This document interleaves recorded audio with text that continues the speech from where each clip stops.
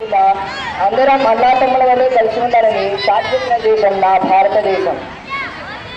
భారతదేశం సిరి సంపదలకు పుట్టినిల్లు. అటువంటి సిరి సంపదలు సిరివెళ్తున్న సమయంలో కొంతమంది బ్రిటిషర్స్ వ్యాపార నిమిత్తమై మన భారతదేశానికి వచ్చారు. మన భారతీయులు దయాహృదయంతో వాళ్ళని వ్యాపారం చేయనిచ్చారు. వాళ్ళకి అన్నం పెట్టిన భారతీయులపై మన సిరి సంపదలపై వాళ్ళకి మోజు ఏర్పడి మనలను అన్నాతమ్ముల మధ్య అర్ధరాజ్యాల మధ్య చిచ్చుపెట్టి మనలను 200 సంవత్సరాలు పాలించారు.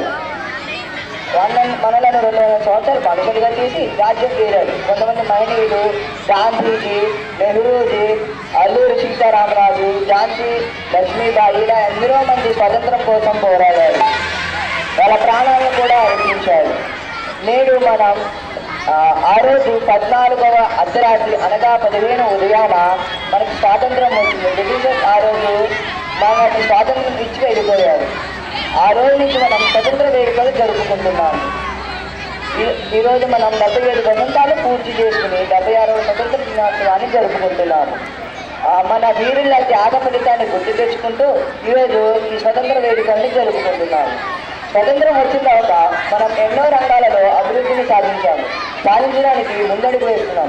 కానీ కొన్ని దుర్మార్గ శక్తులు విజృంభించి స్త్రీలపై అత్యాచారాలు, మానవంగాలు ఇలా ఎన్నో చేస్తున్నాయి.